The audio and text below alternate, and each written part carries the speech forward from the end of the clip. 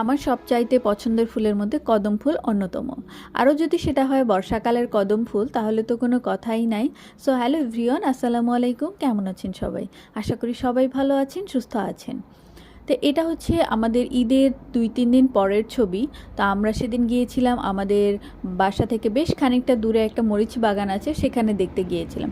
গ্রামের রাস্তা ধরে মরিচ বাগানে যাওয়া আর সবাই মিলে একসাথে গল্প, রাস্তায় কদম ফুল পাড়া, সব কিছু মিলিয়ে থাকছে আজকের ব্লগ।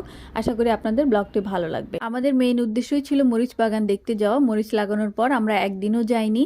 আব্বু বেশ কয়েকদিন বলেছে যাওয়ার জন্য, কিন্তু যাওয়া হয়নি। তবে আমার হাজব্যান্ড আসার পর সেও যেতে চেয়েছিল, তাই ভাবলাম সবাই মিলে একসাথে যাই, গেলে অনেক ভালো লাগবে। রাস্তায় যেতে যেতে আমাদের চোখে হঠাৎ পড়লো কদম ফুল, আর সেটা নিচেই ছিল। অনেক বেশি উঁচুতে হলে পাড়া অনেক বেশি কষ্টকর ছিল, আর গাছে উঠে পাড়াও পসিবল ছিল না। তাই আমার হাজব্যান্ড নিচ থেকে কয়েকটা কদম ফুল পেড়ে দেয়, মানে সে যতটুকু আর কি পেরেছে। ভিডিওতে যে বাবুটাকে দেখতে পাচ্ছেন ওটা আমার ছোট চাচার মেয়ে, সেই রাস্তায় খেলতেছিল। ওদের বাসাও এদিকেই, তো আম্মু আবার তাকে কোলে করে নিয়ে চলে আসলো। সেই তো নাছরবান্ধা কদম ফুল নিবেই, আর আমার ভাই দিবে না, সেটা নিয়ে দুইজনের মধ্যে খুনসুটি চললো কিছুক্ষণ। আমরা কিন্তু হাঁটতে হাঁটতে প্রায় চলে এসেছি আমাদের মরিচ বাগানের কাছাকাছি। আর এসে তো দেখি আব্বু এখানে কাজ করতেছিল আগে থেকেই। কাজ বলতে জাস্ট গাছগুলি দেখতেছিল, লোকজন কাজ করে চলে গিয়েছে, তারা ঠিকভাবে কাজ করেনি সেটাই বলতেছিল আমাদেরকে।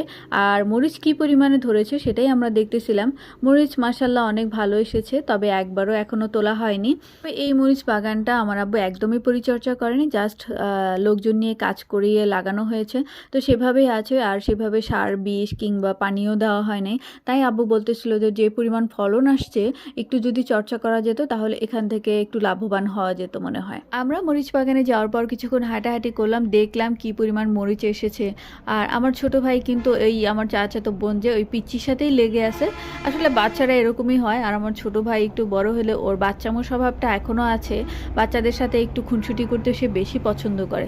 আমার ছোট বোন এখানে আবার ওই পিচ্চির পিকচার তুলতেছিল, ভিডিও করতেছিল।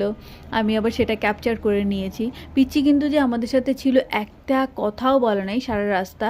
একদম বাসায় আসার পর ওর আম্মুকে যখন দেখেছে তখন কথা বলেছে, এর আগে একটাও কথা বলেনি।